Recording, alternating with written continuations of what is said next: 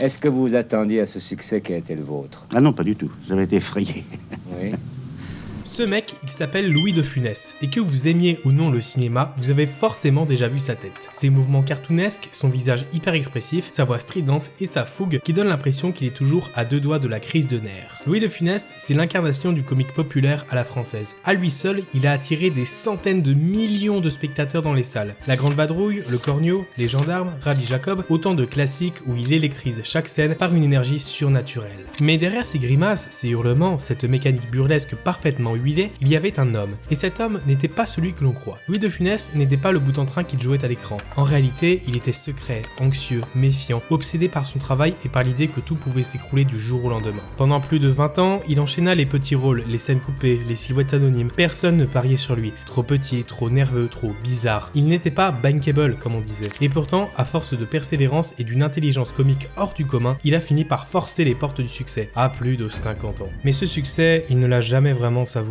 La peur du retour à l'ombre, à la pauvreté ne l'a jamais quitté. Il comptait ses cachets, contrôlait ses contrats, refusait les dépenses inutiles. L'argent n'était pas un luxe pour lui, mais une bouée de secours. Et chaque film était un combat pour rester au sommet, pour garder le contrôle et ne pas disparaître. Alors, dans cette vidéo, on va s'éloigner un peu des clichés. On ne va pas seulement parler du génie comique, même si c'en était un, on va parler de l'homme, de ses fragilités, de ses angoisses et de ses obsessions. On va plonger dans cette contradiction fascinante. Comment quelqu'un d'aussi tourmenté a-t-il pu faire rire toute une nation? Et surtout, à quel prix? Bienvenue dans cette rétrospective sur la vie cachée de Louis de Funès, l'homme brisé derrière le masque de clown.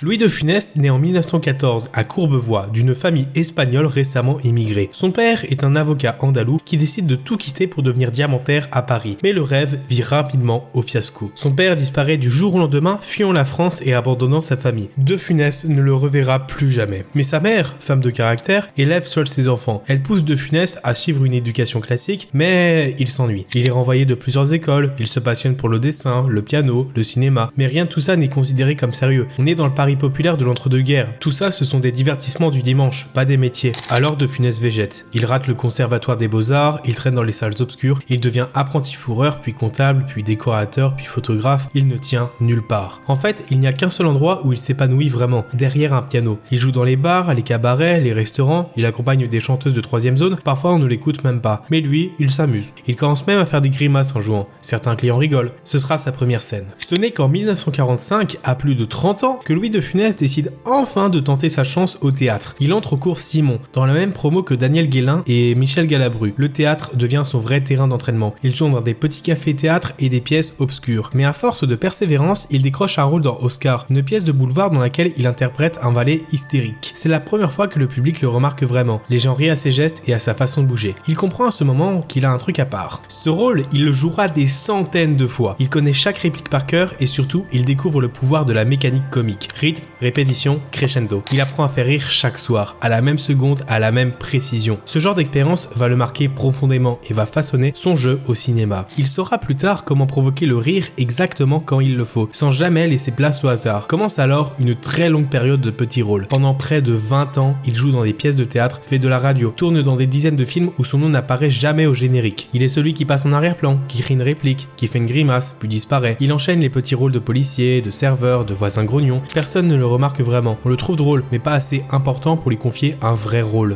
Il est jugé trop vieux, trop petit, trop nerveux. On lui dit qu'il fera peut-être un bon comique de complément, un faire-valoir, et c'est exactement ce qu'il devient. Il enchaîne les seconds rôles, parfois non crédités. Il tourne dans plus de 80 films entre 1945 et 1963, souvent dans des scènes de juste quelques secondes. Le grand public ne retient jamais son nom. Et pourtant, à chaque fois, il perfectionne son jeu. Il observe les grands, il affine ses gestes, ses intonations, sa vitesse, il travaille son regard, sa diction, son énergie. Il est déjà un génie, mais personne ne s'en rend compte. Pendant toutes ces années, De Funès vit dans la précarité. Il gagne peu, parfois rien. Il partage un minuscule appartement avec sa femme, Jeanne, et ses enfants. Jusque-là, c'est pas très joyeux quand même, car la vie de Funès se résume à une alternance de petits cachets, de déception et de résilience. Il voit les autres réussir, décrocher des premiers rôles, briller, et lui, toujours dans l'ombre. Cette injustice, il ne la digérera jamais vraiment. Mais en 1963, avec le film Pouic Pouic, il obtient enfin un premier rôle. Le public l'adore et il est partout à la fois. Hystérique, fourbe, grotesque, mais aussi vulnérable. Et après ce film, tout s'enchaîne.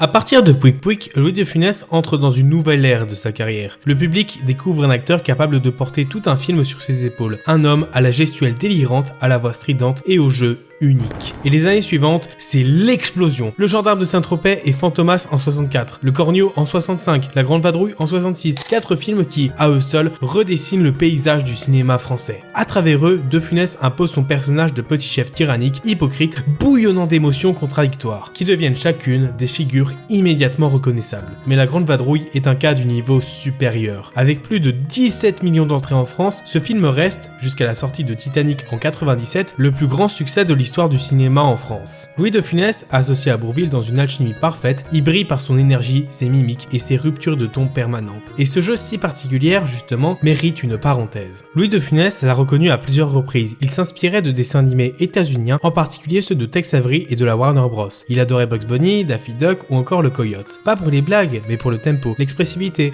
la rapidité des enchaînements. Ces héros animés sont toujours dans l'urgence. Ils courent, ils tombent, ils explosent, ils changent d'expression 50 fois par seconde, exactement comme de Funès. Une émotion, chez lui, ne prend jamais plus d'une seconde pour passer de la surprise à la colère, de la colère à la panique, de la panique à l'hystérie, comme un métronome sous stéroïdes. Et ce type de jeu ne s'apprend pas, il se travaille à la seconde près, comme un animateur dessine des images clés pour donner vie au personnage. Louis décomposait ses gestes, il répétait, s'entraînait, usait de son corps comme d'un instrument de musique. Il pouvait, selon ses proches, recommencer un mouvement de main ou une grimace jusqu'à atteindre le tempo parfait, quitte à épuiser ses partenaires. Ce jeu, profondément visuel, tranche avec celui des autres acteurs français en vogue à l'époque. Dans les années 50-60, on valorise le verbe, la posture, l'élégance. Pensez à des acteurs comme Jean Gabin ou Belmondo qui incarnent des hommes mesurés, ambigus, parfois impassibles. De Funès, lui, fracasse ses codes avec son jeu explosif, diamétralement opposé à tout ce qui se faisait de populaire en France jusque maintenant. Et le public en raffole. Entre 1964 et 1975, il est tout simplement l'acteur le plus rentable du cinéma français. Une enquête d'opinion révèle qu'il est l'acteur préféré de 76% des Français, un score absolument colossal. Les films dans lesquels il joue dépassent régulièrement les 5 à 10 millions d'entrées. Il est, avec Jean-Paul Belmondo, la star incontestée des cinémas de quartier, comme des grands boulevards. Mais contrairement à Belmondo, qui alterne entre les films populaires et les œuvres plus ambitieuses, De Funès reste concentré sur le comique populaire. Et ce succès change tout.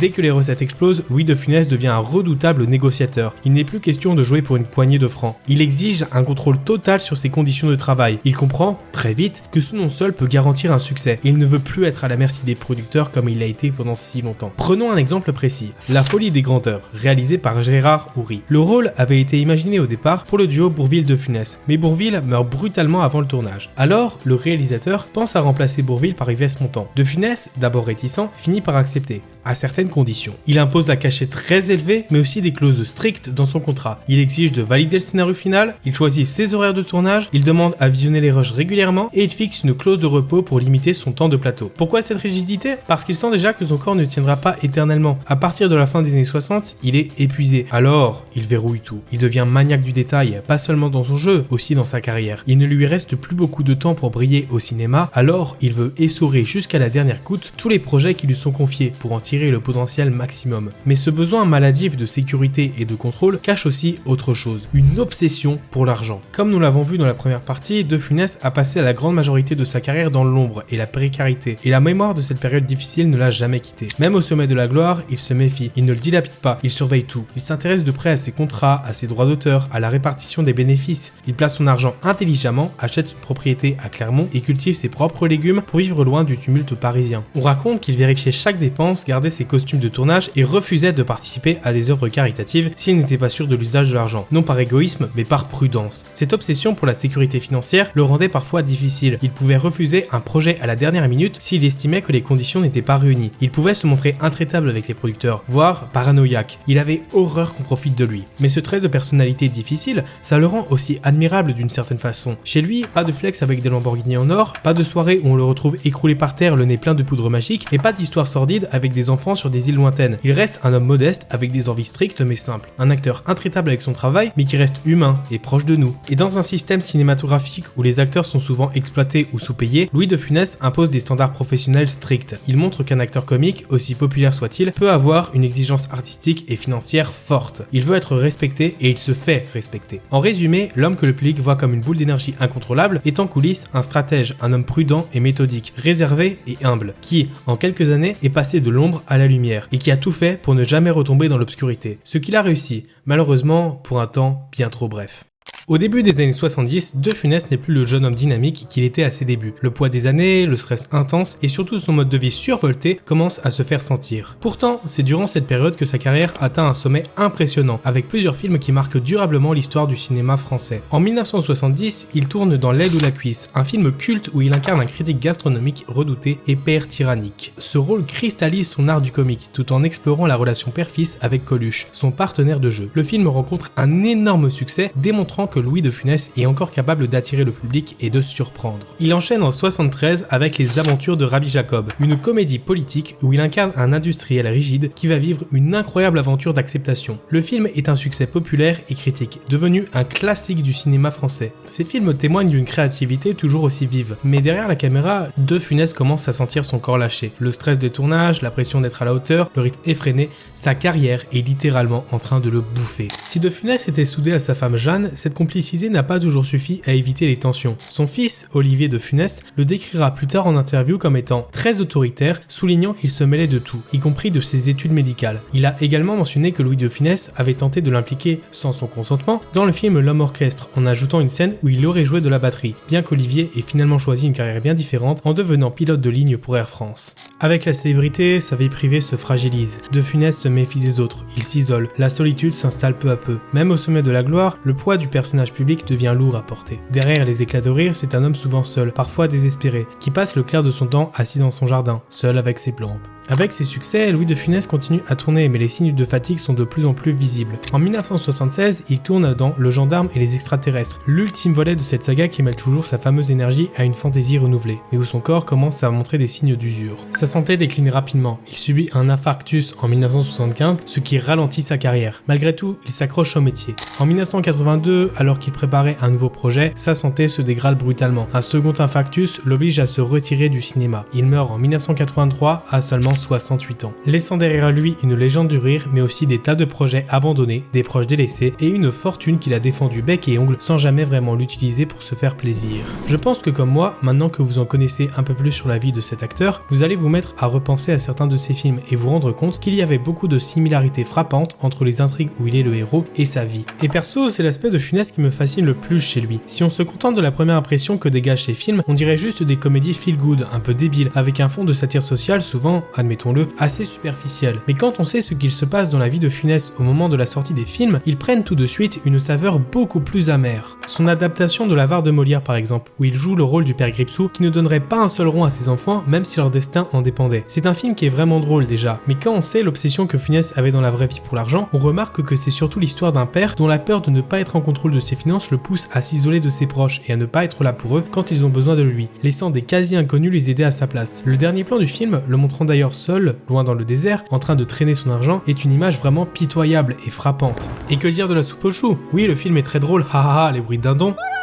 Mais si on creuse un peu sous cette couche d'humour, c'est un film qui est profondément triste. C'est l'histoire de deux vieillards qui vivent tout seuls dans des maisons délabrées, persécutés par leur village et constamment ridiculisés, poussés par la modernité qui ne veut plus d'eux et ne trouvant qu'une solution que grâce à un extraterrestre qui les emmène vers un monde meilleur où ils vivront pour toujours, une métaphore évidente de la mort. Funès s'est servi du cinéma comme exutoire pour son stress, ses insécurités, ses doutes et ses souffrances. Nietzsche a écrit un jour « Il faut porter en soi un chaos pour mettre au monde une étoile de dansante ». Et cette phrase décrit parfaitement Louis de Funès. L'homme qui a tout sacrifié pour sa carrière, tout donné pour devenir une légende du cinéma français et nous a fait rire à travers des films inoubliables et intemporels. Dans notre parcours scolaire, nous avons tous connu au moins un clown de classe. Ce gars, ou cette meuf, qui avait le don de mettre la bonne humeur en salle, peu importe à quel point le cours pouvait être maussade et ennuyeux. Sa simple présence donnait de la lumière au quotidien. Mais lui, quand il rentrait à la maison, il se retrouvait malheureux, tout seul, méconnaissable du clown qu'il était en cours. Et je pense que Louis de Funès était ce genre de personne transposée au cinéma. C'était une personne qui aimait profondément produire des œuvres de qualité, qui aimait encore plus apporter du bonheur dans la vie des gens. C'était pour lui un exutoire qui lui permettait d'oublier tout le stress qu'il devait affronter au quotidien. C'est un homme qui a sacrifié sa santé mentale et physique pour produire certains des films les plus emblématiques du cinéma français. Et nous pouvons n'être que reconnaissants et admiratifs face à une telle dévotion. Je vous mets quelques liens dans la description pour checker certains de ces films gratuitement sur des sites légaux, histoire de lui rendre hommage. Quant à moi, si cette vidéo vous a plu, je vous invite à la liker, la commenter et la partager autour de vous. N'hésitez pas non plus à vous abonner abonner à la chaîne et à activer la cloche pour plus de vidéos de qualité sur l'histoire du cinéma. J'ai également une chaîne secondaire consacrée aux petites interviews comme celle que vous avez vue au début de la vidéo, intitulée sobrement L'Archevêque Short, ainsi qu'une page Wattpad où je publie depuis un moment des nouvelles littéraires, à mi-chemin entre des romans policiers et des romans gothiques, plein d'expériences sinistres contre la nature humaine. Ça s'appelle Monde Mort et ça devrait vous plaire. Sur ce, merci à tous d'avoir regardé cette vidéo jusqu'à la fin, on se retrouvera bientôt pour de nouvelles vidéos, juste ici, sur l'Archevêque.